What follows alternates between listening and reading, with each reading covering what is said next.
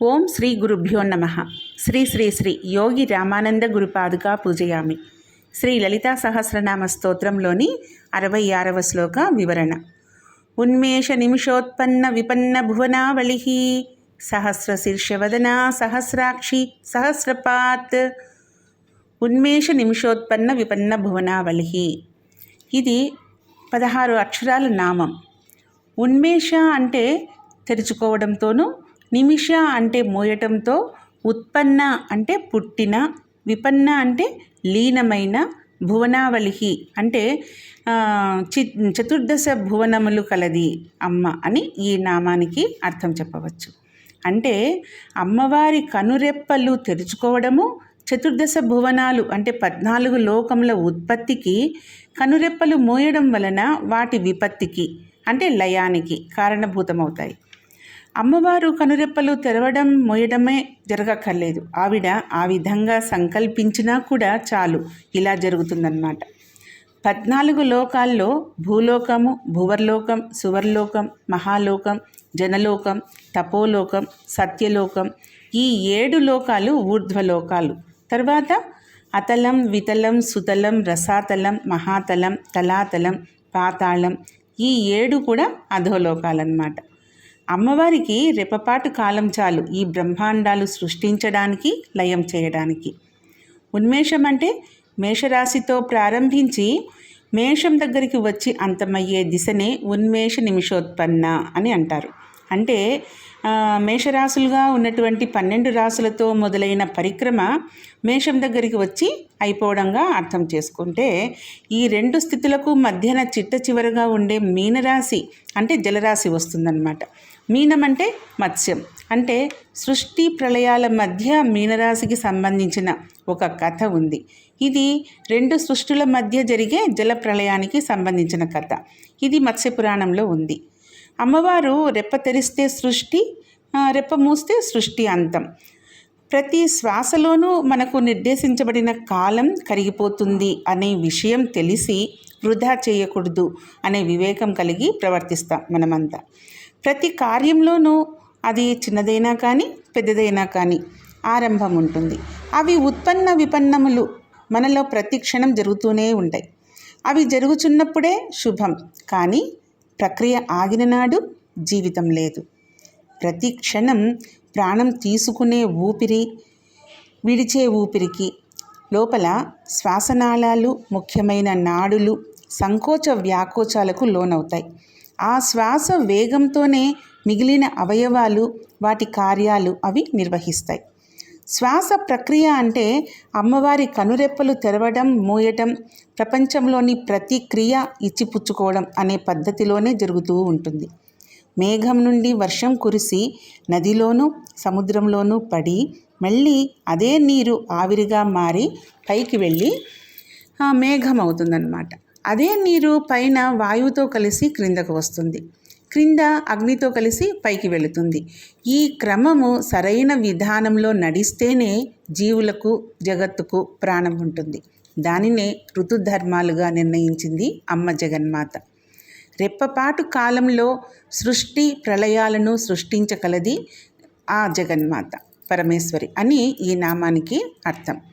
తర్వాతి నామం సహస్ర శీర్షవదన అంటే 1000 లేదా అనంతమైన శిరస్సులు, ముఖములు కలిగినది అని అర్థం.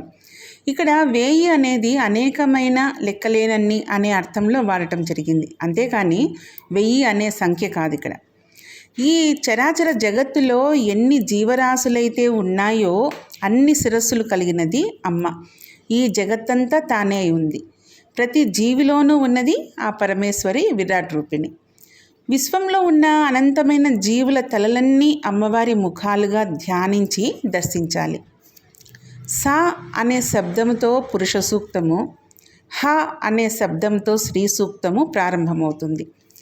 సహ అనే శబ్దము ప్రకృతి పురుషుల సమాగమము. ఆ సహా నుండి జనించే సృష్టిని స్ర అని పలుకుతారు. ఈ సహస్ర అనే శబ్దము అత్యంత వైభవోపేతం, అత్యంత శక్తివంతమైన మంత్రం. ఏమిటి ఈ సహస్ర అనే శబ్దం? సూర్యుడు ఉదయించి పైకి వెళుతున్న కొద్దీ ఆ శీర్షములు కొంతవరకు మనకు కనిపిస్తూ ఉంటాయి. తర్వాత పూర్తిగా వ్యాపించి కనిపిస్తుంది. అమ్మవారు భానుమండల మధ్యస్థగా ఉండి 1000 కిరణాలతోనూ జగత్తు నిండా నింపుతుంది. ఆ 1000 కిరణాలను జగత్తంతా నింపేస్తుంది అమ్మ భానుమండల మధ్యస్థగా ఉండి. అమ్మకి ఎంతమంది సంతానం ఉన్నా ఎవరికి తగ్గట్టు వారికి సరిపోయిన దానికంటే 1000 రెట్లు ప్రేమ, కరుణ, రక్షణ కల్పించగలదు. ఆ శక్తి లోకంలో ఒక్క అమ్మకు మాత్రమే ఉంటుంది. ఈ తత్వం తెలుసుకున్న సాధకుడు రోజులో ప్రతి నిమిషము వేలకు వేల కిరణాలను, ప్రకంపనలను పొందగలుగుతాడు. కనిపించే ప్రతి అంశాన్ని ఆ కిరణాల ప్రభావం వల్ల చూడగలుగుతాడు. లేకపోతే ఏ వస్తువు కనపడదు. అంటే చూడగలిగే ప్రతి ముఖము ఆ పరాశక్తియే.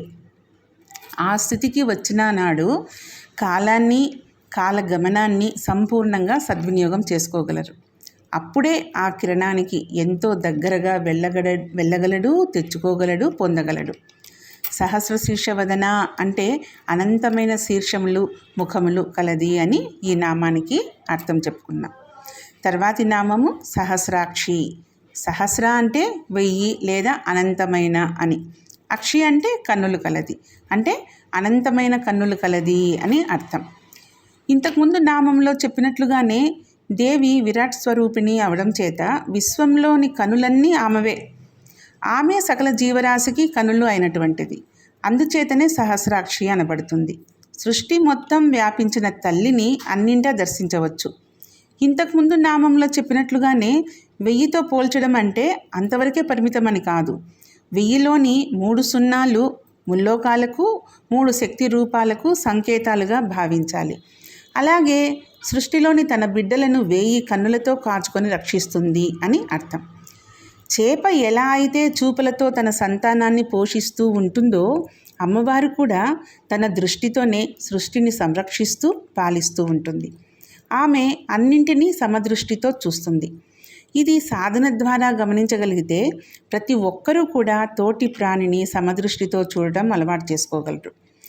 అన్ని తరగతి గదులను కలిపి విద్యాలయం అని అంటారే కానీ ఒక్కో తరగతి గదిని విడివిడిగా విద్యాలయం అని అనరు కదా.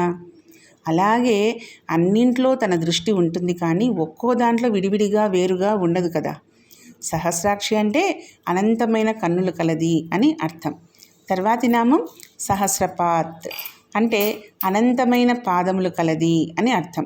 ఇంతకుముందు నామాల్లో చెప్పిన సహస్ర శీర్షవదన, సహస్రాక్షి లాగే ఈ నామాన్ని కూడా విశ్వపరంగా అర్థం చెప్పుకుంటే విశ్వంలోని జీవుల పాదాలన్నీ కూడా అమ్మవారి పాదాలుగా ధ్యానిస్తే ఈ నామం యొక్క అర్థం దర్శనమవుతుంది. ఆ జగన్మాత జగత్తును సృష్టించాలి అనుకున్నప్పుడు రజోగుణాన్ని తీసుకొని బ్రహ్మ అన్న నామంతో సృష్టి చేస్తుంది. రక్షించాలి అనుకున్నప్పుడు సత్వగుణాన్ని తీసుకొని విష్ణువు అన్న నామంతో రక్షిస్తుంది. సంహరించాలి అనుకున్నప్పుడు తమో గుణాన్ని తీసుకొని రుద్రనామంతో సంహరిస్తుంది. సూక్ష్మ దృష్టితో చూస్తే ఈ 3 కూడా రక్షణకే. అవసరమైనప్పుడు సృష్టించడం, అవసరం లేని దాన్ని తప్పించడం, ఈ 2 కూడా రక్షణలో భాగమే. ఈ సృష్టిని పాలించే అమ్మవారి పాదాలు ఈ జగమంతా నిండినట్లుగా మనము భావించాలి.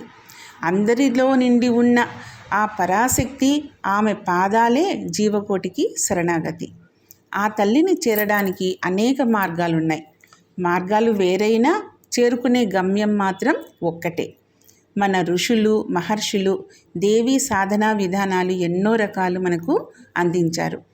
ఏ మార్గం నువ్వు ఎంచుకుంటే నీ స్థానం ఆమె దగ్గర ఆ స్థాయిలో ఉంటుంది. ఈ పాదములకు సమదృష్టి ఉంటుంది. ఈ మార్గం కర్తవ్యంతో, కరుణతో నిండి ఉంటుంది. ఒక విషయం ఇక్కడ, పుట్టుకతోనే మూగవారైన మూకశంకరులకి అమ్మ తన తాంబూల పిడచను ఆయనకు నోటిలో పెట్టిందంట. ఎవరికి? మూకశంకరులకి. ఆ ఎర్రటి పిడచ లాలాజలము అతని నోటికి తగిలి అమ్మవారి అనుగ్రహంతో ఆయన ఒక్కసారిగా 500 శ్లోకాలు ఆశువుగా చెప్పేశారట. చెప్పిన ఆయన తన వాక్కుని తీసేయమని మళ్ళీ అమ్మవారితో చెప్పారట. అంతే, ఇంకా ఎప్పుడు కూడా ఆయన మాట్లాడలేదట. ఆ శ్లోకాల్లోని అమ్మవారి పాదాల గొప్పదనం గురించి ఒక 100 శ్లోకాల వరకు చెప్పారట. దానిలోని ఒక శ్లోకంలో, ఓ కామాక్షి తల్లి, నీ పాదాల జంటను స్తోత్రం చేస్తున్నాను, ధ్యానం చేస్తున్నాను, పూజ చేస్తున్నాను. అమ్మా, నీ పాదాల జంట మాత్రమే ఈ సంసారం అనే సముద్రాన్ని దాటడానికి వీలైన ఓడ అన్నారు మూకశంకరుల వారు. ఆ విధంగానే మనందరం కూడా భావించి ధ్యానించాలి. ఒక చక్కటి నౌకలో కూర్చుంటే సులభంగా సముద్రాన్ని దాటగలం. అమ్మవారి పాదాలే ఆ నౌక. నీటిలోకి దూకకుండా, ప్రమాదం లేకుండా నౌకలో ఎక్కడైనా ప్రయాణం చేయవచ్చు. అలాగే సంసారంలో ఉన్న మనం అమ్మ పాదాలు పట్టుకొని, అమ్మా, నేను నీ పాదాలు పట్టుకొని ఉన్నాను తల్లి, నా యోగక్షేమాలు మీరే చూసుకోవాలి అని మనము నమ్మకంతో అమ్మవారికి చెప్పుకుంటే ఇవ్వాల్సిన సమయంలో వైరాగ్యాన్ని, జ్ఞానాన్ని ఇచ్చి ఆఖరుకు చెట్టులో చక్కగా పండిన పండును చెట్టు నుండి విడిపోయినట్లుగా అమ్మవారి పాదాలు అనే నౌక మనల్ని సంసారం అనే సముద్రం నుండి అవతలి ఒడ్డుకు చేరుస్తుంది. అమ్మవారి పాదాలే మనకు శరణాగతి. ఓం శ్రీ మాత్రే నమః. ఓం శ్రీ గురుభ్యో నమః.